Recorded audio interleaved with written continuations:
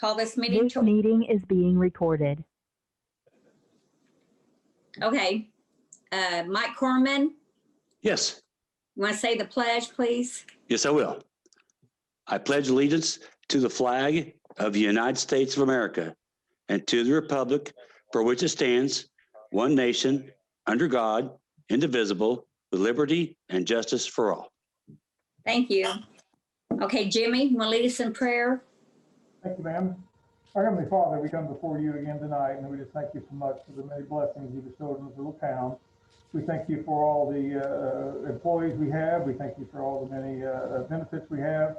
And we just ask you to give these councilmen and women tonight the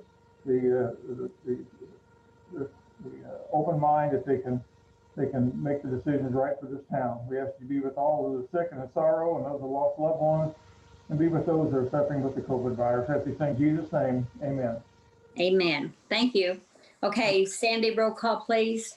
Scott Oldham, Pamela Samples, Here. William Ellis, Here. Trevor Sager, Here. Dan Swafford,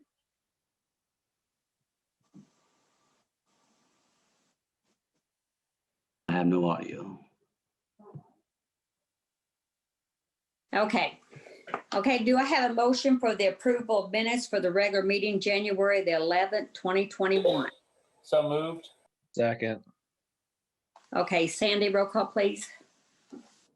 Pamela Samples, Yes. William Ellis, Yes. Trevor Sager, Yes. motion carries. Okay, next, do I have a motion for action to pay accounts payable vouchers and payroll? So moved.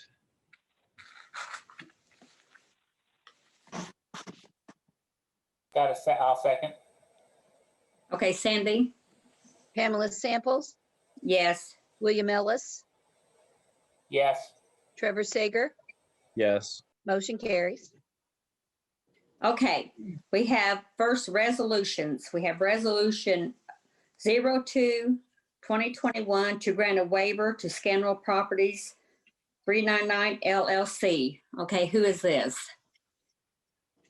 Who will be talking about that? Anybody? It would have been Darla, so hopefully Kevin Talati can cover that. Kevin?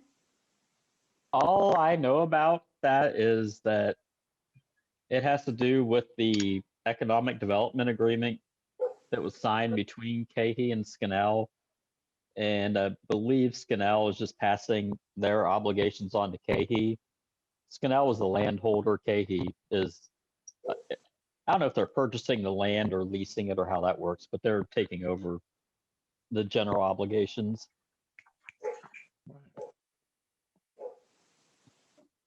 Okay. Mike Farmer, Yes. is this something that we should wait for Darla to explain to make sure, since it's legal?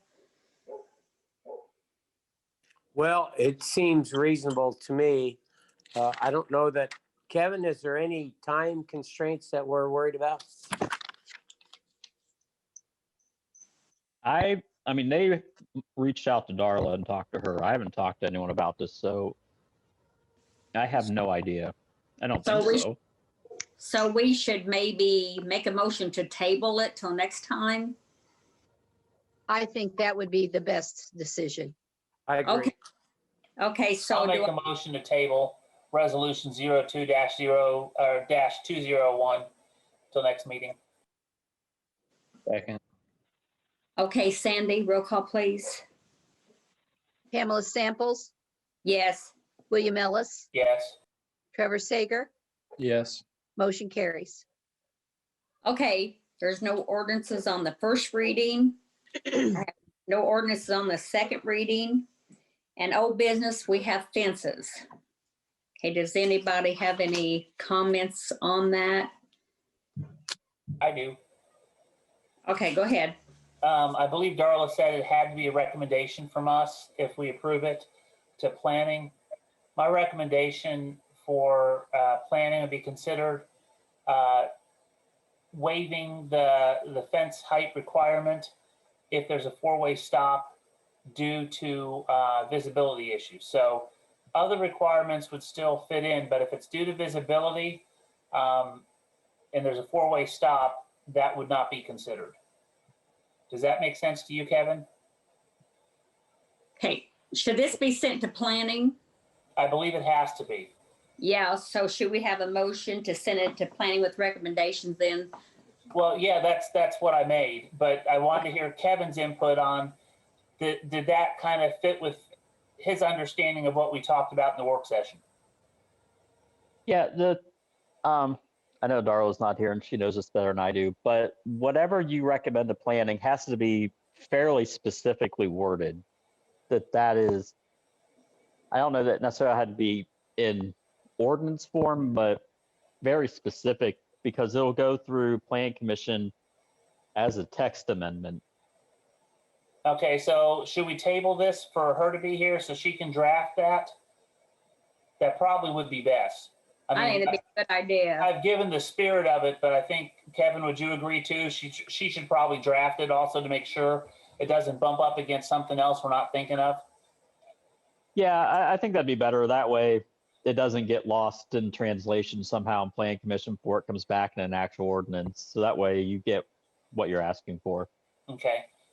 Then I'll amend my motion to table the discussion on fences until the next meeting.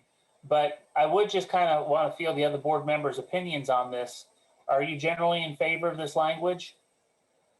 Yeah, I'm good with it, William. Like we talked about in the work session, public safety is priority number one. As long as we can keep that four-way intersection as safe without the fencing causing some traffic hazards or some safety issues, I'm all for it. I like how you worded it. Okay, Pam? Yeah, I have a question though, just kind of because you know how something always comes up we don't expect. Okay, Kevin, this is for you. You know how some people don't go ahead and get permission before they build things, and some do. What would you do in the thing if we set like a 4 foot, but somebody doesn't ask permission, puts like a 6 foot chain link fence? And they, you know, because you know, through a chain link fence you can see. So, I mean, somebody argued the fact, well, it's not safety, you can see. So, I guess Go- my understanding now is unless there's a complaint about it, that we're not going to be actively enforcing anything of that nature. Pam, I wanted to let you know that Darla is in the meeting now. oh, okay, good. Didn't It may Darla take say- her a minute to get her video and audio up. Okay. All right, should we address, should I untable my motion? Or should I amend my motion that we'll discuss it when Darla comes in? Why don't we just I'm hold here. on them? All right. Tell you what, I'll be right back then. Can you guys hear me? Yes, I can. Okay, great. Okay, what'd I miss? Well, Darla, go ahead, Pam.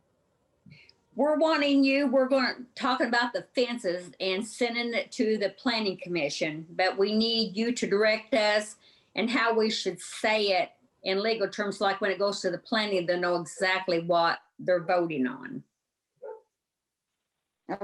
Okay. Well, the statute says you have to come up with an ordinance on a planning and zoning amendment, and it goes to the plan commission, and then they have a certain period of time to vote on it and accept it, and then send it back to you with their suggestions. So I guess I just need to know specifically what it is you want to do, what code section you want to change, and what you want it to say, and a why would be good so that the plan commission understands your reasonings and where you're coming from. Okay, Sandy, do you know that code section, or Kevin, either one of you? I do not. Okay, give me a second, I can see if I can find it, or Kevin, if you know it. I think it's 152.054. It's right around there. Could be 055. How specific do we need to be tonight? Completely specific? Because I'll need to search for it. Yes, I think so. Well, I guess you'll need to tell me what you want and then I can have an ordinance for the next meeting. But I think That's kind of what I when it thought. goes to the plan commission, right, it should be, it's the same procedure as when the plan commission sends a planning and zoning ordinance to you, but in reverse. And so when an ordinance comes to you from the plan commission, it's done, I mean, from start to finish. So it's the same process in reverse. You need to send them a finished ordinance to look at.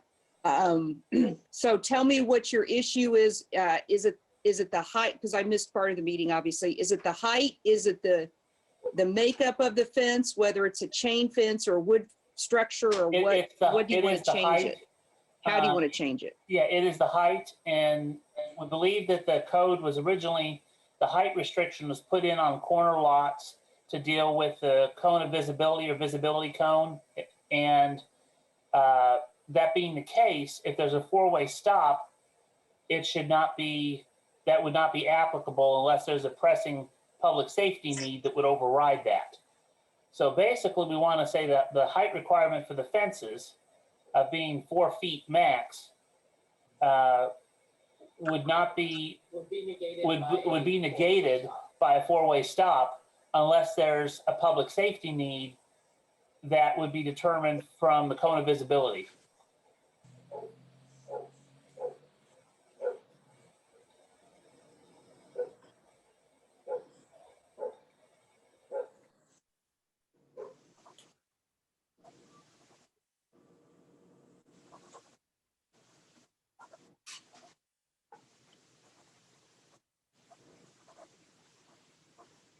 Did you catch all that, Darla? Okay.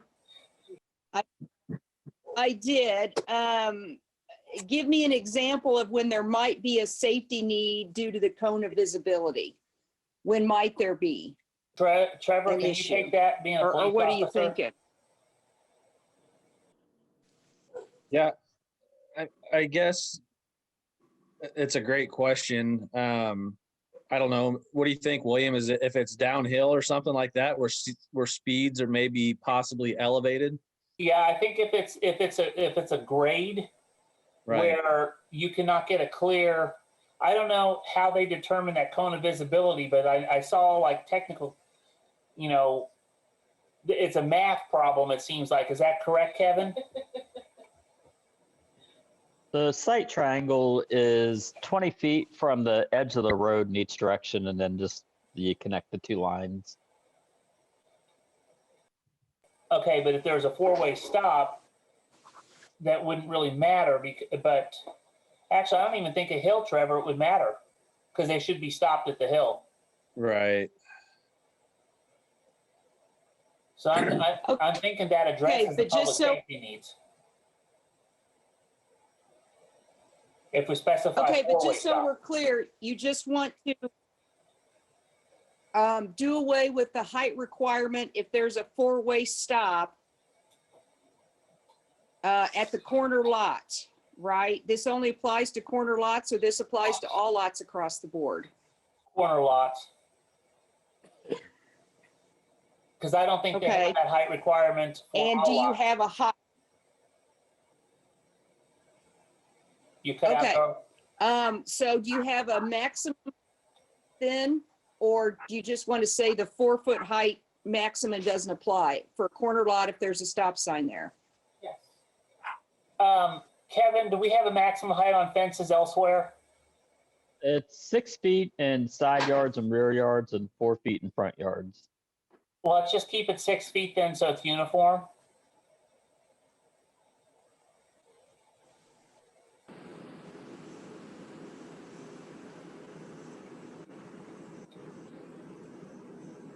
Okay, I will come up with something All and right. send it to you. Thank you. And Kevin, does that in spirit seem legit okay for you? Do you see any problems right offhand? I would just specify, because on corner lots we have the 2 different front yards, the way our code describes it. You're only referring to what would be a side yard, correct? That's correct. Because the other one can be 6 feet already, correct?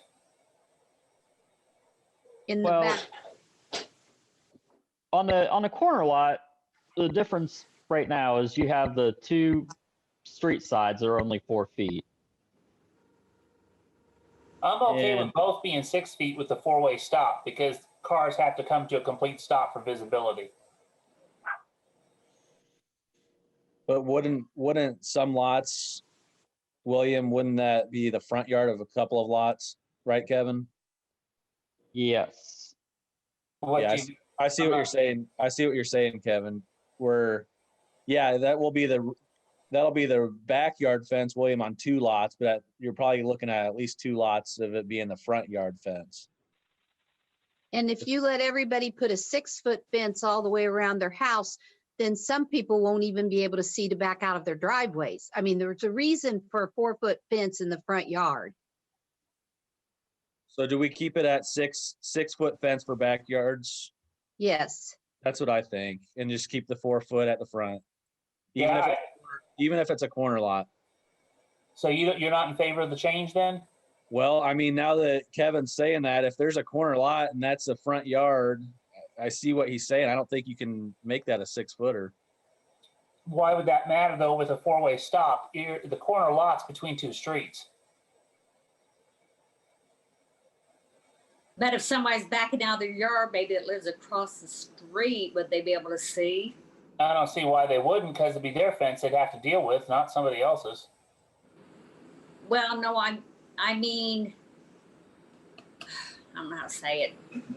Like Cindy said, the neighbors are backing out and there's a 6-foot fence, even though there's a 4-way on the other side of the fence, but on the other side, could you see?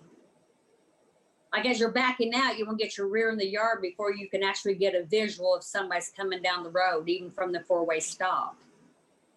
So not the corner as much as the other yard on the inside of that neighbor. If anyone puts a 6-foot fence totally around all 4 sides of their yard, you would almost have to pull out all 4 wheels into traffic before the driver can see, unless they back in. That's one of the reasons why we, wanted a 4-foot fence in the front. Right, so like keep a 4 fence at the front and you can do a 6 on the foot sides. in the back. And see, that's the problem. Like I said earlier, this one yard is a very unique situation. And that's why it's nice to have, when it's a unique situation, to request a variance for that.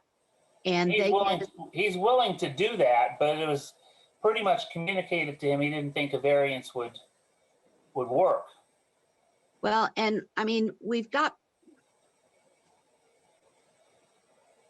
I mean, I guess the question is, what makes this yard different where there's not this issue that we're talking about?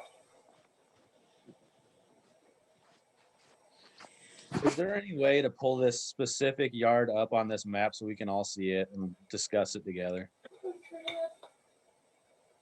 I don't have the on picture. Google Maps or something? I don't think Google Maps has been updated from there. I might be able to get the pictures I have, and if they're willing to share a screen, Yeah, you can share your screen, William, I think. let me see if I can find it. But I do have another concern. Even if we would like leave that saying there's a 4-way stop, I've been around additions enough to know that people don't always stop at 4-way stops. I about got hit several times. Now, I Because agree. people, they don't We shouldn't have ordinances that because of lawbreakers. I mean, honestly, that to me would just, I mean, we can go down the rabbit hole with that if you want, but people aren't going to be able to leave their house without bubble wrap if we do that. I know, but I just have concern because in addition, a lot of times you have kids and kids don't know this like adults. And I just, Yeah, worry I somebody don't would see like where to this not would. see a kid, you know. I think that's more would be a speed limit issue more than a fence issue. well, yeah, we have a speed limit over here too, and people like to use it as a racetrack. Right, I So understand, but that's, we're talking about people breaking the law, not, I just want safety for the children, because if they're riding their bikes, little kids don't know. Sometimes they are taught, but then, they could be going along that fence and they could go ahead and run out into the road, not look like some kids do. And then if a car don't stop, then there we are. That's what I worry about. I worry about the safety of the children. now I get that, and that's a concern. So how do we plan around this when somebody doesn't have an issue like that they're not caught up in the ordinance? Because Kevin and his department are just enforcing the ordinances we've approved. Well, and like I said, you cannot make a rule that is perfect, that is going to fit everybody 100% of the time. That's why we have a Board of Zoning Appeals for people to go and plead their case. Unfortunately, the fence is already there in this situation. And so I really feel like we need to let the Board of Zoning Appeals do what we have appointed them to do.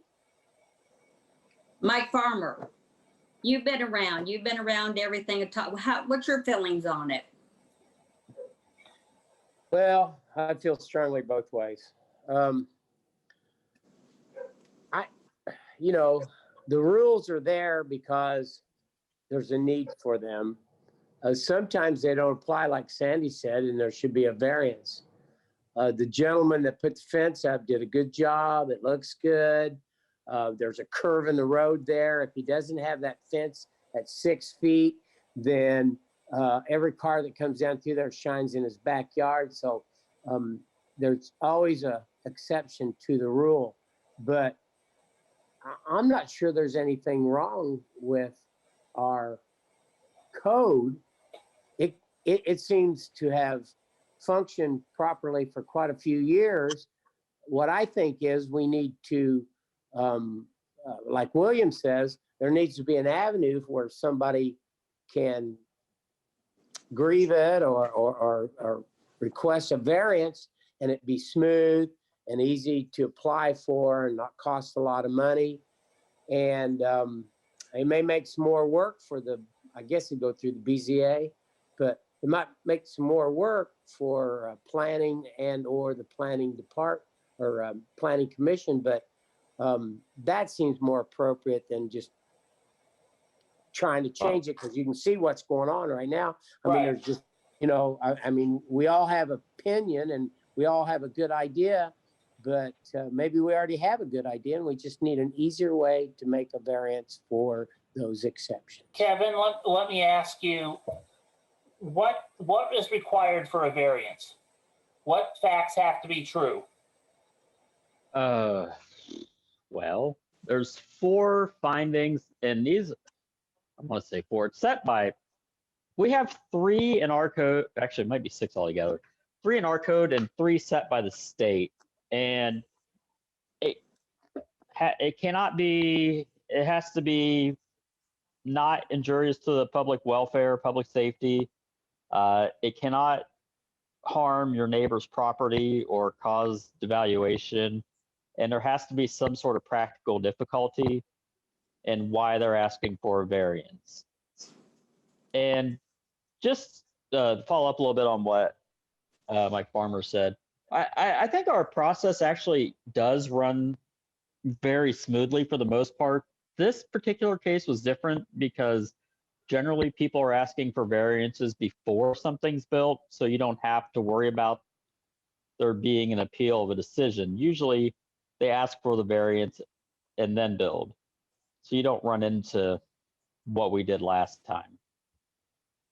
At the BZA meeting, though, I think you said you didn't think this would qualify for a variance. I'm just kind of, because from what you've said there, it seems like 3 of those things have been checked off. The neighbors are supportive of the fence, definitely doesn't lower property value. And what was the other one? The practical difficulty, and that's the criteria that it's fairly defined by the state, but not specifically. It basically comes down to, is there something unique about your situation that you should be exempt from the ordinance, is what the question is, what they're really getting at. So the fact that this was all done pre-COVID, before that other road actually was put in, and it was just planned, I guess, at this point, but hadn't had construction. That could be that. I'm not saying making a ruling now, Kevin, but that's something that the BZA could consider, correct? I mean, they would consider whatever's brought before them. Outside, I mean, the petitioner's allowed to bring up any point that they would like to make, and I mean, obviously, that's something a point they could try to make. Do we have anything in the town code that offers like a penalty, like a $20 fine for something that if it's built and we have to do a variance after the fact or something? I mean, there's fines if things aren't built in compliance, but if we catch something and they apply for a variance and it's granted, then no, there's nothing Okay. issued at that point. Well, I would like to amend my motion hold on, a statement of support for the petitioner's variance. If he applies for a variance, that's what I'd like to do, and express my statement of support for being, and I encourage my other town council members to do the same, that for this particular property, we encourage support of the variance being approved. I mean, it has no legal standing, but it would just let the board know the town council's on board. Trevor or Pam, what do you feel about that?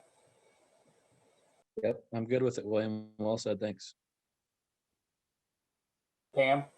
Yeah, we can send it to, I think it ought to be sent to somebody else. You're right. What I'm saying, can they safely say that the council supports this variance being granted? I will. Sure. There's three of us here. Yep, that's fine. Okay. All right. And I will contact the petitioner and know that he needs to file a variance. Kevin, is there anything we can do on the fee for that? He's not brought that up. I just want to make that clear. But since the other one, he had confusion over which should be filed before, so he doesn't have to pay double.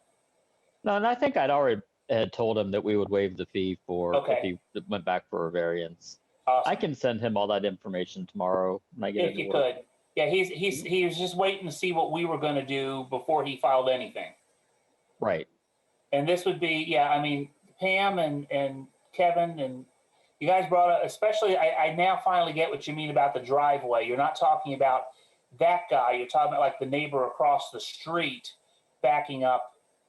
And if this fence is like an L shape too high, they can't see a car coming down the road.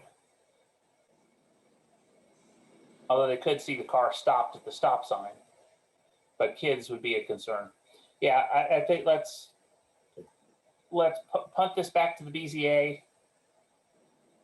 And hopefully they can resolve it so this gentleman does not have to cut his fence or offer some type of settlement in kind for a fine so he doesn't have to cut his fence.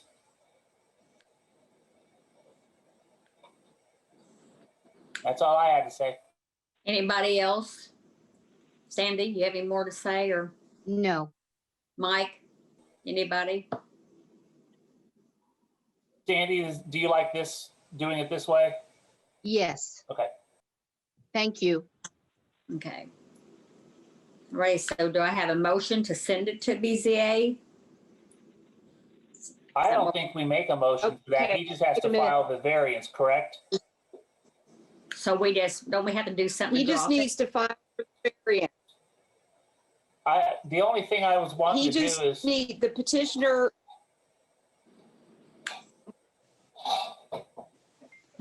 needs to file the variance if he wants one. So we don't need to do nothing, then we just move on? He just needs to go meet with Kevin and file an application and petition the BZA for a variance. Okay, and Kevin, you're going to get in contact with So, him? yeah. Not have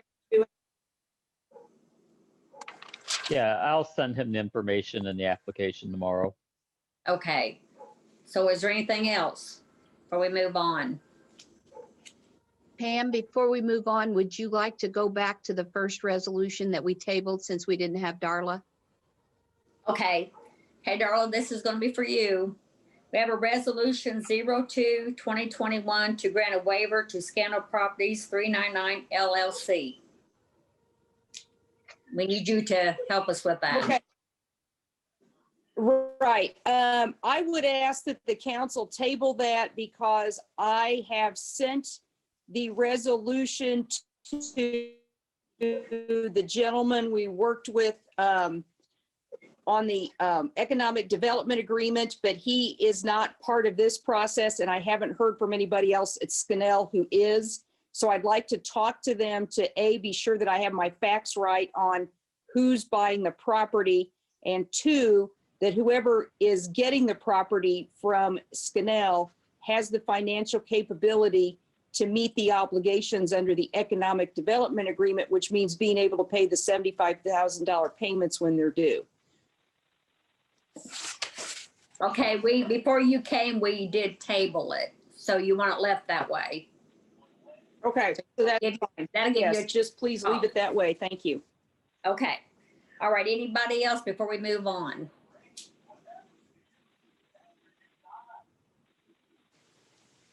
Okay, next we have the flood report. Mike, do you have anything on it? I do not.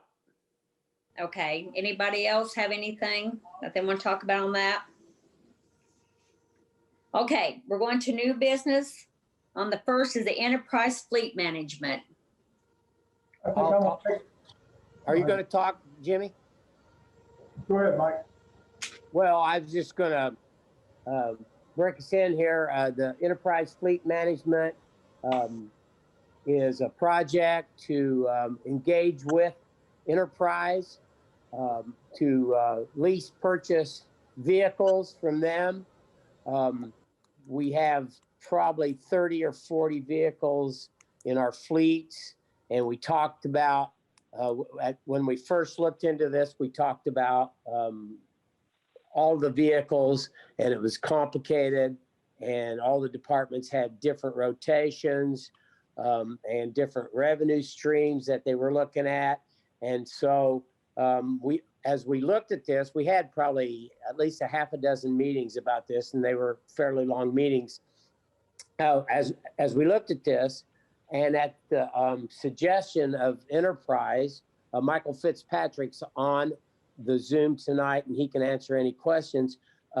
It was suggested maybe we ought to ease into it, and so we looked at the fleet for the police department, and they have a dozen, and help me out here, Jimmy, they have at least a dozen vehicles that they use normally, and then they have at least 7 more that they use for the reserves and backups and this, that, and the other. So the history is that we bought 1 and sometimes 2 vehicles on average every 2 to 3 years. And we wanted to be able to ensure a reliable and dependable fleet for the police department, state-of-the-art vehicles, and keep up with the times and not keep falling back with aged vehicles that we had to utilize. And so this fleet management program allows us to buy or lease purchase, if you will, 2 vehicles per year for 5 years in a row. That and we'll evaluate where we stand probably in year 2 and 3. They'll give us reports on maintenance savings, and you know, we'll be able to get a report to give to the board saying how successful we are in this fleet management program, and probably add some vehicles as we go, as long as we are on a positive note. Included in this fleet management, we are purchasing a half-ton truck for planning, and this vehicle will be rotated out every year, and we can talk about that and why we're going to do that every year. So every year they'll start out with the new vehicle, and it'll really cut down on maintenance costs, and we'll tell you why when we start asking questions. And then for the police department, we'll be on a 5-year rotation with 10 vehicles at the end of year 5. So Jimmy, jump in there. This will give us a updated fleet. It'll lower our maintenance costs. We'll have a lot better idea on the amount of miles we drive. I've got them all out here if you need those. Our day shift averages about 10, 12,000 a year. Our evening shift about 15,000, and our 11 to 7 shift more like 20, 25,000 a year. So you see those will be the cars that we replace more often. Again, this is it'll be a management type thing for us. We'll be able to control our maintenance much better. And again, what they have told us and our resale value and stuff, we should be coming out by the third, fourth year. We should be coming out pretty good on this. What? Questions? Questions? Does a guy want to speak, Mike, that's here? Does he have anything? No, he's just available if Okay, there's, has concerns anybody or questions for him? I would like to speak a little bit about it if you don't mind. Okay, go ahead. I wanted you to know in the last 5 years, we have bought 7 new police cars, and our turnover rate is a little slower than this proposal from Enterprise. And I talked to Mr. Fitzpatrick this afternoon. Darla has reviewed the agreement and sent a letter out to you explaining the terms. These vehicles, I kind of look at it like Enterprise is the bank. And we're going to be financing these cars for 5 years. And it'll be at the percentage rate at the time we close. So currently that rate is 3.67%. They charge an annual fee on top of the payment, and that's about $1,200 a year. They purchase the vehicles at their cost, and because they buy so many, it's a good price. On the police vehicles, they plan to equip the package, and the monthly payments will probably pay them semi-annually instead of monthly. So instead of waiting and buying the cars outright, 1 a year, or financing and getting 2 at a time for 24 months and going through the bank, we would be going through Enterprise. They will hold the title just like a loan institution would until we get that paid in full. And if we do decide to back out of the contract, then we can continue to pay out that term. They won't, demand full payment at the end. We can continue to finish the term of 5 years. So the way he explained it, we can stop it at any time. And then when it's time to resell the vehicles, even though these vehicles will be 5 years old, they have a better revenue and dealers that are looking for those type of things. So they feel they can get a better price out of them at sale, which will benefit us back.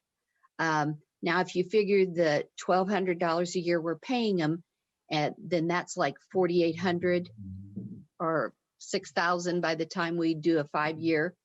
And if we sell them then for 11, we're going to eat into some of that profit just in, cost. But the ease will be we'll no longer have to go out for bids, and we will save on maintenance costs. And hopefully as the vehicles are newer, the mileage improves. These are things we can't guarantee and they can't guarantee, but they've done their best shot at providing the information. I just want you to know that it is like a finance plan, and it's a lot longer term than we have done in the past. And I have always liked, my personal preference is to not go into debt as quickly, but I see the good side of this by being able to renew our vehicles quicker. But I just want to make sure the council understands that these are really a finance vehicle for a 5 year term. And I think that's everything I have. Okay. Anybody else? Yeah, Okay. I just like to add that as we move forward, and like I said, if we see the success we anticipate, when we start buying half-ton pickup trucks, which we have quite a few in the Department of Public Works, which is utilities and street department, these half-ton trucks, we'll probably propose to rotate them out every year, and that does not seem like the right thing to do. But in fact, we'll probably never buy tires for a vehicle ever again, which are $900 to $1,000. Well, our maintenance cost may be, oil change or what have you. And then as the trucks, the trucks become better, and all vehicles for the last 20 years I worked here, every year the trucks become safer, easier to use, things like Bluetooth and the lighting that comes on them, and just the way they're built just keeps improving. We'll have new vehicles, which we change out our vehicles about every 5 years anyway. So we think the half-ton trucks will even be more successful than the police vehicle part of this. So just I'm kind of really I'm real optimistic when we start trading out our half-ton trucks too, which we'll interject those in next year's budget. Okay. So do I have a motion to accept the enterprise fleet management? So moved. Second. Pam, Yes. Pam, Yeah. there should be two motions. If you're inclined to approve the agreement, there should be a motion to approve the lease agreement with Enterprise, and also a motion to approve the maintenance agreement, because those were two separate agreements. And then Okay. I would also suggest that the council appoint either Mike Farmer or Jimmy Durnall, or both of them jointly, to do the final negotiations with regard to the cars that they're purchasing and the lease length of the term, although it sounds like everybody's settled on 5 years. So Can I interject? Maybe we ought to have Sandy involved in that as well. She is the keeper of the money. that would be fine. Great. Okay, so really we have three then, right? We want to appoint somebody. We have to vote on that. Two. Correct?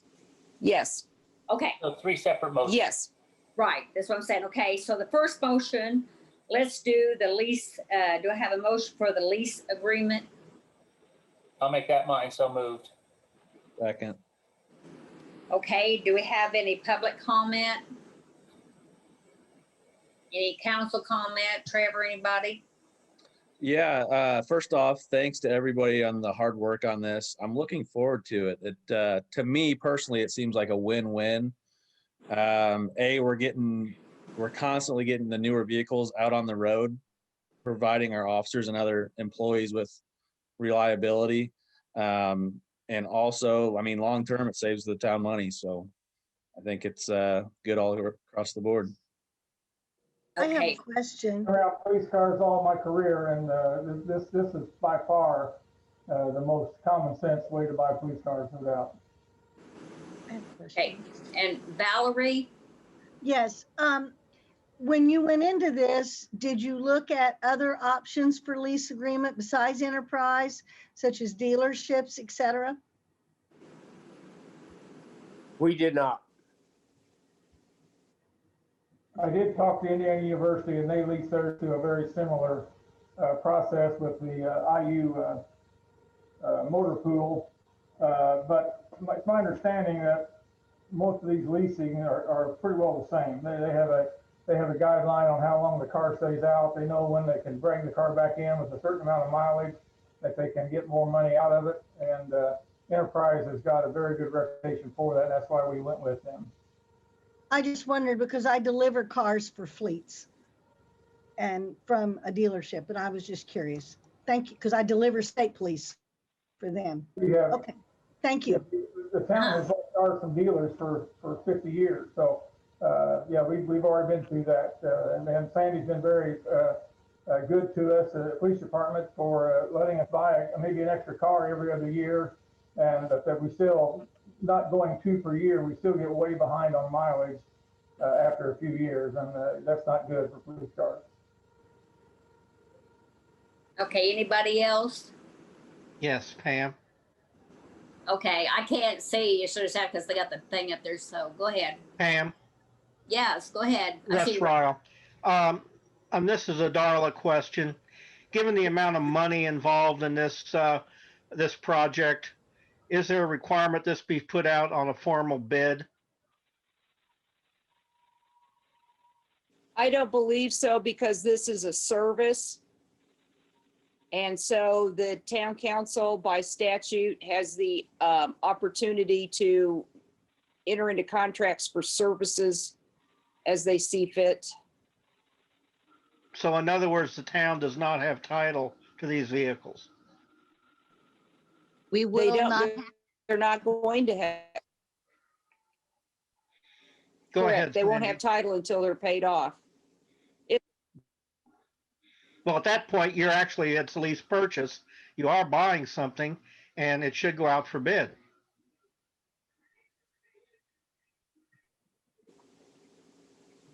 May I add one thing? Sorry, this is Michael Fitzpatrick with Enterprise. Go ahead. Yes, sir. On the conversations, and forgive me because we've had a few of them since last January. I think Mike Farmer and I initially started that conversation, but Town of Ellettsville is actually in partnership with an organization called Sourcewell, which was formerly known as NJPA. I can't tell you off the top of my head what the services they're using, but it would be my recommendation for Ellettsville to partner off the Sourcewell RFP, which they solicited, I think 70 dealerships and other fleet management companies and had 6 finalists, of which Enterprise was awarded the contract. And it's been a long time since I sent it off to Mike, but I'd be happy to supply that documentation to allow Ellettsville to partner off that Sourcewell contract that's in place already, and also gives you some discounted pricing, which we've put into the partnership already. But just wanted to add that briefly. Okay, thank you. So it has effectively been bid. That was my question. Thank you, Pam. Yes, it has. Okay, anybody else? Okay, are we ready to vote? that's correct. We've had a motion and a second. Okay, go ahead, Sandy, please. Pamela Samples, Yes. William Ellis, Yes. Trevor Sager, Yes. motion for the lease carries. Okay, next, do I have a motion for the maintenance agreement? I'll make a motion to approve the maintenance agreement. I'll second. Okay, any public comment? Any council? William, you have anything you want to add, or Trevor? No. Okay, Sandy? Pamela Samples, Yes. William Ellis, Yes. Trevor Sager, Yes. the maintenance agreement motion carried. Okay, next we have the appointment. So do we want to put 3 names on it? Mike, Jimmy, and Sandy? Yes. Okay, so I have a motion for that. I'll make a motion to, what are we calling this? The negotiating committee, Darla, or what do you want to? Appoint them to, right, Darla? You're appointing an agent or agents for the purpose of final negotiations. Okay, I'll make a motion to appoint Sandy Hash, Mike Farmer, and Jimmy Durnall for an agent for final negotiations with Enterprise. Second. Okay, any public comment? Council comment? Okay, Sandy, roll call, please. Pamela Samples, Yes. William Ellis, Yes. Trevor Sager, Yes. motion carries. Pam, Okay. I'd like to add one more thing just for the community that's listening and the board members.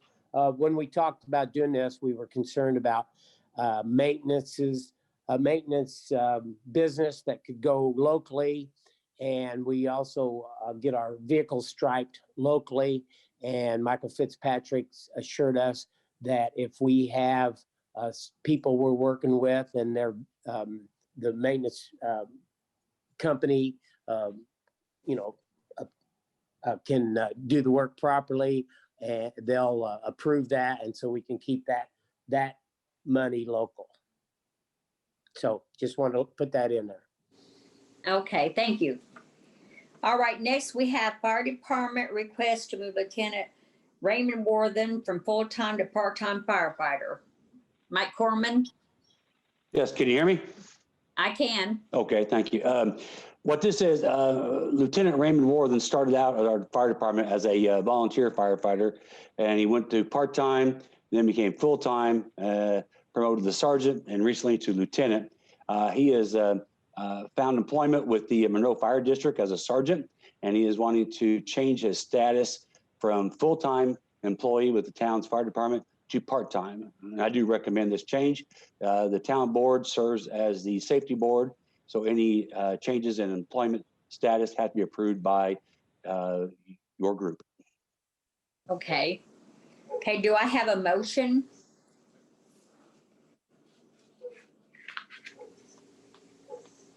So moved. Second. Okay, is there any public comment? We have any council comment?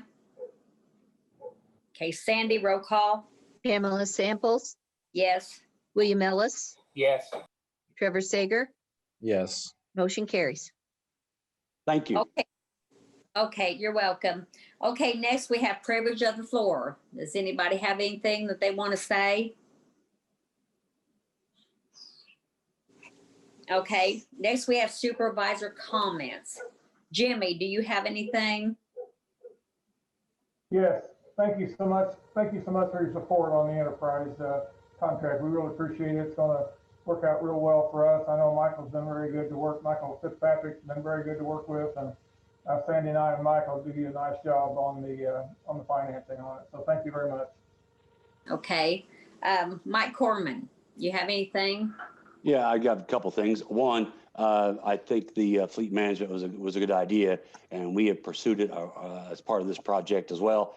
And we have a different revenue stream, and so we're going to be a little more cautious with some things coming down the road. But we are going to be looking at it for the 5 administrative type vehicles or smaller vehicles that we have. So something that might come to you down the road. So we're not sure yet.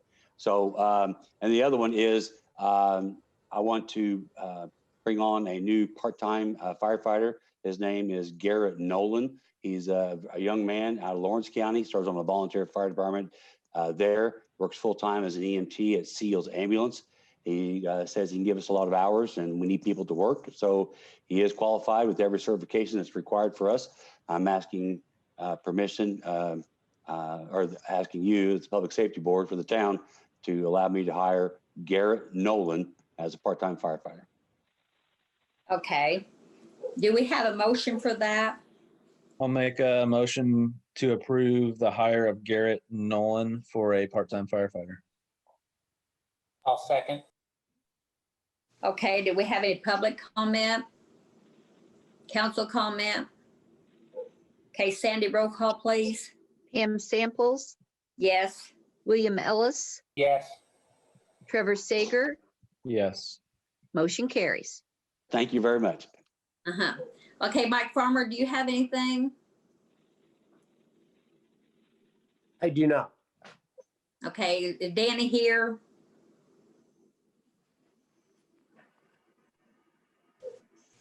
Okay. Okay, so do we have any council comments on anything? William, you got anything you want to say? A lot of things. I don't think anybody wants to hear it, so we're good. Nothing about this. You want to keep us all night, huh? Yeah. It's Gettysburg Address. I mean, just normal things, just 3 or 4 hours worth of stuff. Oh, okay. Ramblings from a madman. Okay, well, we'll table that. Okay, Trevor, do you have anything you want to say? I don't. Good job leading tonight, Pam. Thank you. I was really nervous. Okay, so do we have a motion to adjourn the meeting? So moved. Seconded, third, and fourth. Okay, Sandy, roll call, please. Pamela Samples, Yes. William Ellis, Yes. Trevor Sager, Yes. meeting adjourned at 7:26 PM. Okay, thank you, everybody. Good Bye. job, Pam. Good job.